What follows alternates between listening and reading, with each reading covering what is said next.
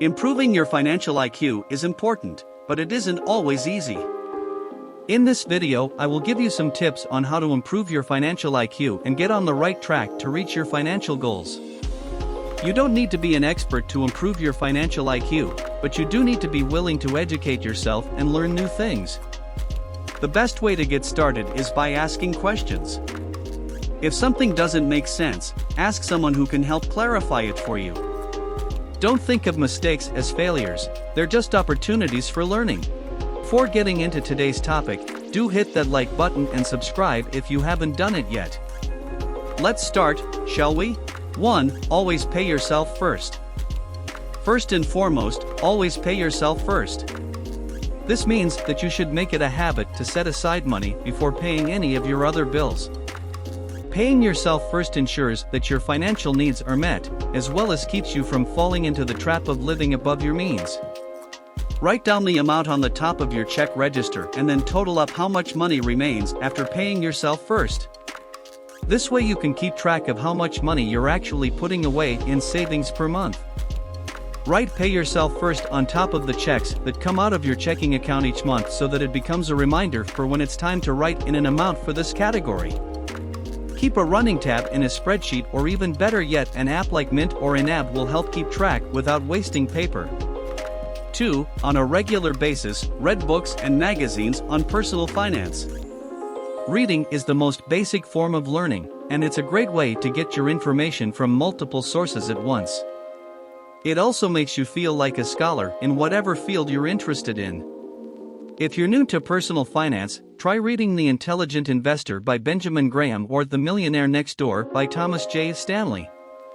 These are both classic investing books that offer valuable insights into the ways that successful investors think about money matters.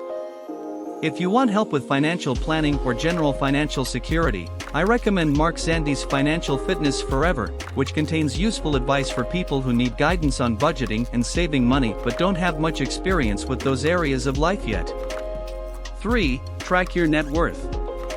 As a beginner, you can't afford to screw around with investments until you know what they are and how they work. Instead of chasing big gains in risky assets, focus on building your financial IQ by tracking where money comes and goes each month. Once that's done, it's time to start investing, but only after you've built up enough of a cushion from savings to feel comfortable making mistakes along the way. 4. Track your income and spending. One of the best ways to improve your financial IQ is to track your income and spending. Keeping track of these two things will help you understand how much money you make and how that money is being spent. It's a good idea to have a record of this information for at least 3 months before looking at it, so as not to be swayed by small fluctuations in income or spending due to seasonality. Remember that if you're using cash registers or credit cards, tracking expenses can be fairly simple. Just write down what you spend each time. If not, try using receipts or other printed documents from purchases made during those months, otherwise known as old-fashioned pen and paper tracking. Once this information has been gathered for 3 months, look back over it all and check for patterns. Are there certain items that seem like they come up frequently? Do some days see more spending than others? Have there been any unexpected spikes in your income? 5. Invest. Investing is a long-term process. It takes time to make money, but you can't get instant results. It's important to start investing early so that your investments have more time to grow and mature. Investing isn't gambling, it's a way of making your money work for you. If done right, it will increase the amount of capital that is available for reinvestment so that it compounds over time in a positive way that benefits the investor financially.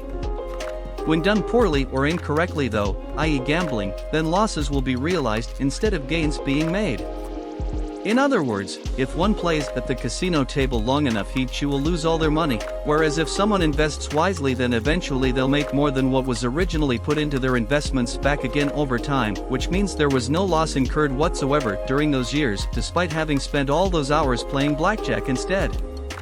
6. Make an appointment with a financial advisor. It's essential to make an appointment with a financial advisor, and it's even more important that you pay for that advice.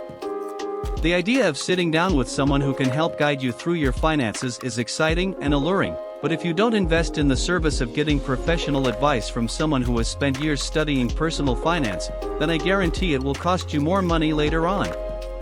I recommend meeting with at least 2 different advisors before deciding on one to work with long term.